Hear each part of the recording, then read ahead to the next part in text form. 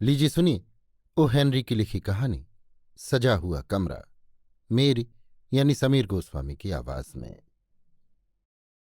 शहर के पश्चिमी भाग में लाल ईंटों वाले मकान के मोहल्ले में ऐसे लोग बसते हैं जो स्वभाव से बेचैन, अस्थिर और समय के समान पलायनशील होते हैं। बेघर पर जिनके सैकड़ों घर, चिरगतिमान, वे एक कमरे से दूसरा कमरा बदलते रहते हैं। निवास की तरह उनके दिल और दिमाग भी हमेशा चलायमान। प्यारे घर का राग अलापना, डिब्बे में कुल देवता की मूर्ति लिए घूमना, हाजिर को हुजूर मानना और जहां रैन वहीं बसेरा, यही उन लोगों का जीवन होता है। इसलिए इस मोहल्ले के मकान, जिनमें हजारों लोग रह चुके हैं, अगर हजारों नीरस कहानियां सुनाएं तो क्या आश्चर्य। इन घुमक्कड़ों के समूह में यदि कोई रहस्य भरी बात मिल जाए तो भी क्या आश्चर्य। एक शाम को अंधेरा होने के बाद एक नौजवान इन टूटे फूटे लाल मकानों की घंटियां बजाता हुआ घूम रहा था। 12वीं बार उसने एक मकान के दरवाजे पर अपना पतला सा थैला रखकर ललाट और हैट की धूल पहुंची। घंटी की आवाज दूर किसी गहराई में गूंजती हुई सुनाई दी। ये 12वां मकान था जिसकी घंटी उसने बजाई थी। किसी अस्वस्थ और पेटू कीड़े सी दिखाई देने वाली एक बुढ़िया ने दरवाजा खोला, जिसे देखकर ऐसा लगता था कि सुपारी को कुतर कुतर कर खोखला करने के बाद अब वो खाए जाने योग्य किराएदार जीवों की तलाश में है। नवयुवक ने किराए पर कमरा पाने के संबंध में पूछताछ की। मकान मालकिन अपनी खरखरी आवाज में बोली, अंदर आ जाओ। एक हफ्ते से तीसरी मंजिल पर पिछवाड़े का एक कमरा खाली है, देखना चाहते हो? नौजवान उसके साथ ऊपर गया। बरामदे में छाए हुए अंधकार को न जाने कहाँ से प्रकाश की धुंधली रेखाएं आकर कुछ हल्का कर रही थीं। धीरे धीरे वे ऊपर चढ़े। जीने पर बिछी हुई दरी इतनी पुरानी थी कि उसे बुनने वाला करघा भी उसे पहचानने से मना कर देता। उस अंधेरे दुर्गंधयुक्त वातावरण में दरी की हालत जीने पर चिपकी हुई काई या लील से भी बदतर हो चुकी थी और पांवों के नीचे कोई प्राणवान वस्तु सी सरकती मालूम होती थी। जीने के हर मोड़ पर दीवार में छोटे छोटे आले थे। कभी शायद इनमें गमले रखे जाते होंगे जो उस विषाक्त और गंदे वातावरण में घुटकर मर गए होंगे। शायद वहां संतों की मूर्तियां रखी गई होंगी जिन्हें शैतान और पिशाचों के झुंड घसीटकर और भी अधिक गहरे और अंधेरे नरक में ले गए हों तो कोई आश्चर्य नहीं। अपनी खरखरी आवाज में मकान मालकिन बोली, ये कमरा है और ये इतना अच्छा है कि कभी खाली नहीं रहता। पिछली गर्मियों में बड़े रईस लोग इसमें रह चुके हैं जो मुझे किसी तरह तकलीफ नहीं देते थे और किराया हमेशा पेशगी देते थे। पानी का नल बरामदे के उस सिरे पर है। स्प्राउल्स और मूनी 3 महीने तक किसी कमरे में रहे। वे नाटक में काम करते थे। मिस बेटी स्प्राउल्स, तुमने शायद उसका नाम सुना होगा, लेकिन ये नाम तो उसने स्टेज के लिए रख लिया था। वहां सामने सिंगारदान के ऊपर उनका विवाह सर्टिफिकेट फ्रेम में टंगा रहता था। रोशनी के लिए गैस भी है और कई अलमारियां भी। इस कमरे को हर कोई पसंद करता है और इसीलिए ये कभी खाली नहीं रहता। नौजवान ने पूछा, क्या तुम्हारे मकान में नाटक में काम करने वाले बहुत लोग रहते हैं? हाँ, आते जाते रहते हैं। मेरे किराएदारों में सबसे ज्यादातर का संबंध नाटक से ही है। ये मोहल्ला ही नाटक वालों का है। एक्टर लोग ज्यादा दिनों तक एक जगह नहीं टिकते, वे आते जाते रहते हैं। मुझे तो अपने किराए से मतलब है। उसने कमरा किराए पर ले लिया और 1 सप्ताह का किराया पेशगी दे दिया। वो बहुत ही थका हुआ था, इसलिए तुरंत ही कब्जा चाहता था। उसने दाम गिनकर चुका दिए। बुढ़िया ने बताया कि कमरा मय पानी और तौलियों के एकदम तैयार है। जैसे ही बुढ़िया वहां से जाने को तैयार हुई, उसने शायद 1000वीं बार वो प्रश्न पूछ लिया जो हमेशा उसकी जबान पर रहता था। आपके किराएदारों में मिस एलोई वाशनर नाम की कोई युवती रही हो, ऐसा याद पड़ता है? जहां तक मैं जानता हूं वो नाटक में गाने का काम करती है। वो गोरी दुबली पतली सुनहरे बालों वाली मझले कद की लड़की है और उसकी बाईं भौं के नीचे काला मस्सा है। नहीं, मुझे ऐसा कोई नाम याद नहीं। और ये नाटक वाले लोग कमरों की तरह नाम भी तो बार बार बदलते हैं। मैं उनके आने जाने की परवाह नहीं करती और उनके नाम भी नहीं जानती। निराशा, हर बार निराशा। इस सवाल को लगातार पूछते हुए 5 महीने बीत गए, परंतु हर बार निराशा ही पल्ले पड़ी। दिन भर नाटक के मैनेजरों, ठेकेदारों, संगीत पाठशालाओं और गायन मंडलियों से पूछताछ करना और रात को बेहतरीन नाटकों से लगाकर ऐसी नौटंकियों का प्रेक्षक बनकर घूमना जहां उसे खोज पाने की आशंका मात्र से वो सिहर उठता। जीवन में जिसे सबसे अधिक चाहा था उसी को अब वो खोज रहा था। उसे विश्वास था कि घर से लापता हो जाने के बाद वो इसी शहर में कहीं रह रही है। ये शहर एक ऐसे बेबुनियाद विशाल कीचड़ के गर्त के समान था जिसके कण हमेशा अदल बदल होते रहते थे। आज जो कण ऊपर दिखाई देते हैं, मुमकिन है वे ही कल गारे में लथपथ किसी गहराई में खो जाएं। कमरे ने अपने मेहमान का बनावटी सौजन्य से स्वागत किया। किसी वैश्या की मुंहफट हंसी के समान क्षीण, सूखा और उत्साहहीन।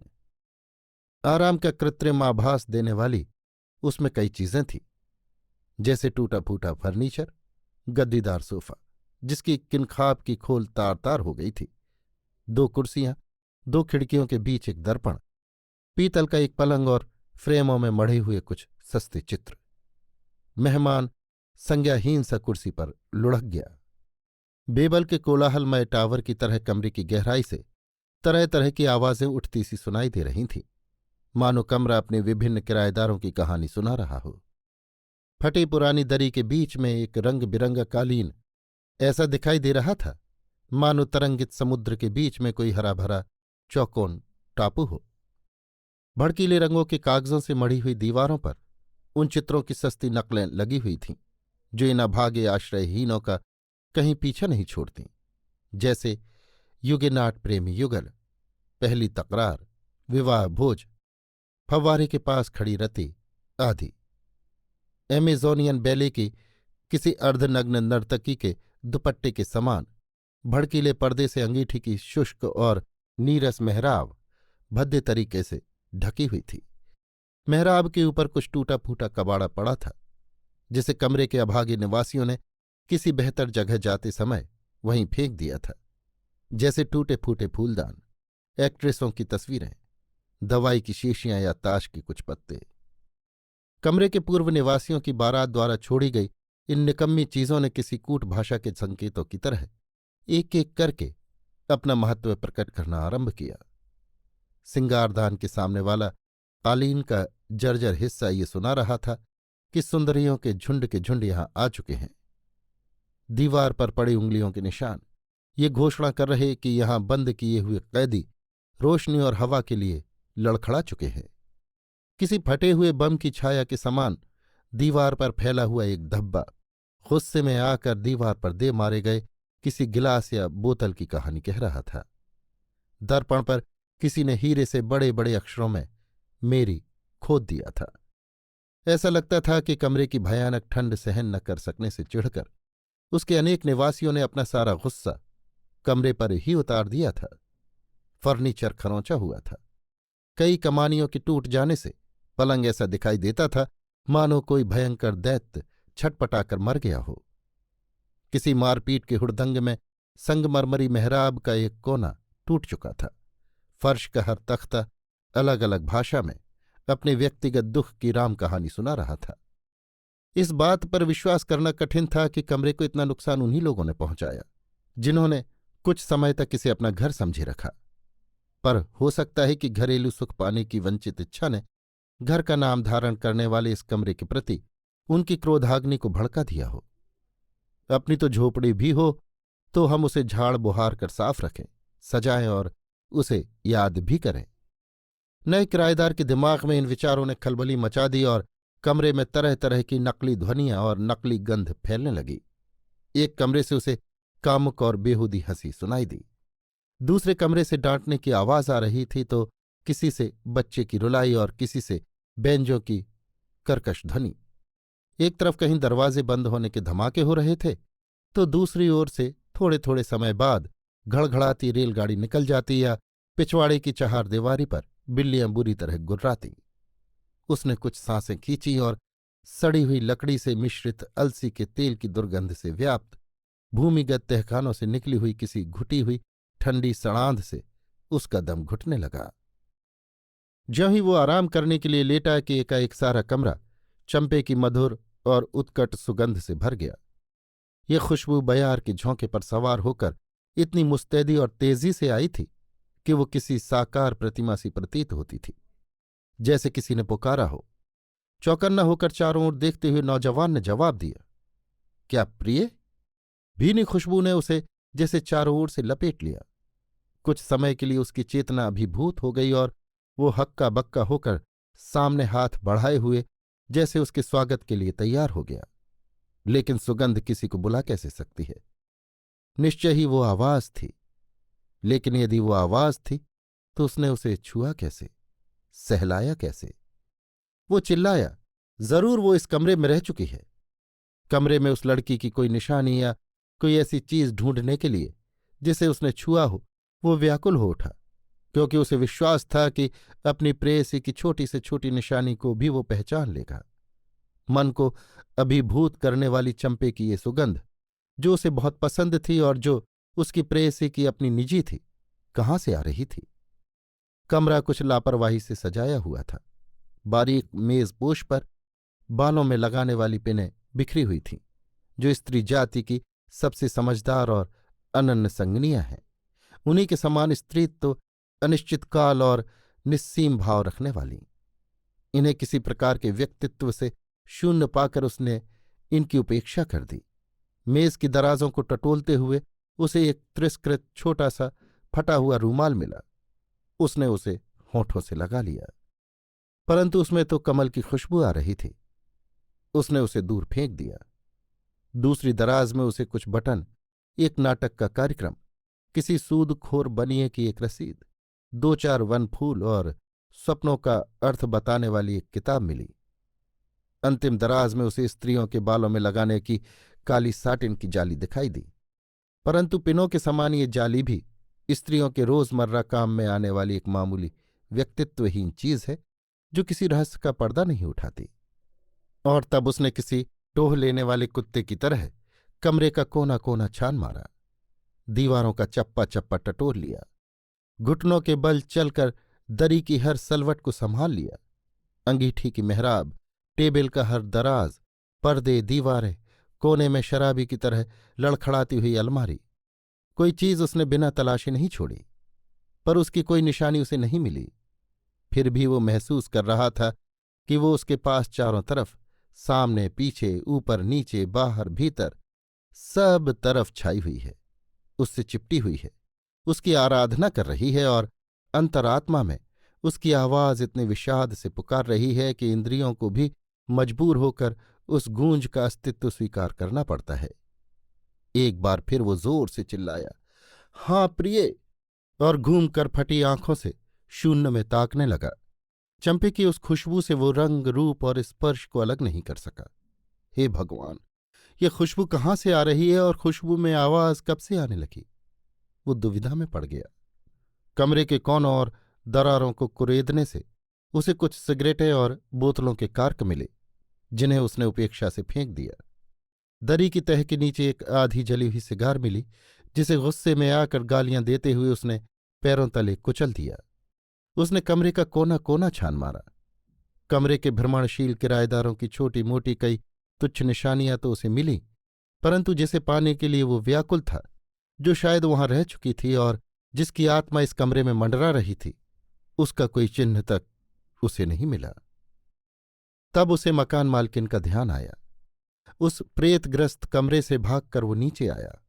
एक दरवाजे की दरार से कुछ रोशनी दिखाई दे रही थी, जिसे खटखटाते ही बुढ़िया बाहर आई। अपनी उत्तेजना पर यथासंभव नियंत्रण रखते हुए उसने पूछा, क्या आप बता सकती हैं कि मेरे आने से पहले उस कमरे में कौन रहता था? जी हाँ, बता सकती हूं। उसमें स्प्राउल्स और मूनी रहते थे। बेटी स्प्राउल्स तो उसका नाटक का नाम था। वैसे वे दोनों पति पत्नी थे। मेरा मकान शराफत के लिए प्रसिद्ध है। उनके विवाह का सर्टिफिकेट भी फ्रेम में जड़ा हुआ, वहां कील पर। ये बेटी स्प्राउल्स कैसी लड़की थी? मेरा मतलब, दिखने में कैसी थी? काले बाल, नाटा कद, मोटा बदन और हंसमुख चेहरा। मंगलवार को उन्हें गए 1 सप्ताह हो गया। और उससे पहले कौन रहता था?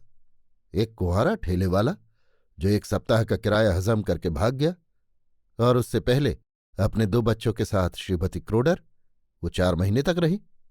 और उससे भी पहले मिस्टर डोवल रहते थे, जिनका किराया उनके लड़के चुकाते थे। उनके पास ये कमरा 6 महीनों तक रहा।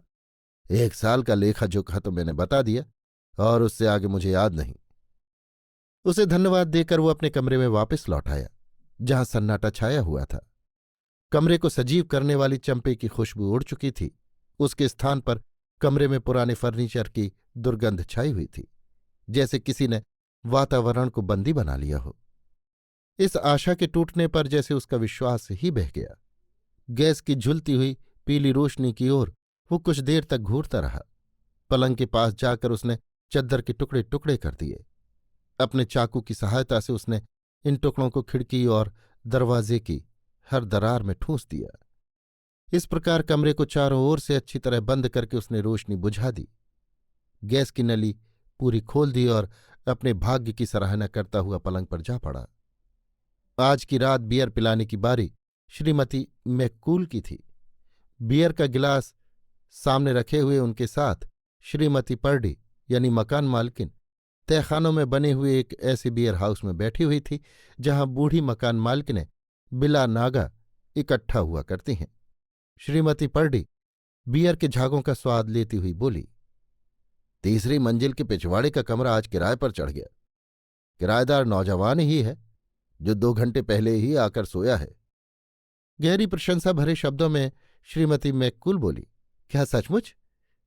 फिर एक रहस्यमयी फुसफुसाहट में उसने कहा, उस प्रकार के कमरों को किराए पर उठाने में तुम्हारा कोई सानी नहीं। क्या तुमने वो बात उसे बताई? श्रीमती पर्डी अत्यंत खरखरे स्वर में बोली, कमरे किराया वसूल करने के लिए होते हैं। वो बात भला मैं क्यों उसे बताने लगी? हाँ, ठीक तो है, किराए से ही तो हम जिंदा हैं। तुम वाकई बड़ी व्यापार कुशल हो। यदि ये मालूम पड़ जाए कि कुछ ही दिन पहले उस कमरे में आत्महत्या हो चुकी है, तो अधिकतर लोग उसे लेने से ही इनकार कर दें। हाँ, तुमने ठीक कहा, हमें तो अपनी रोजी कमानी है। बिल्कुल।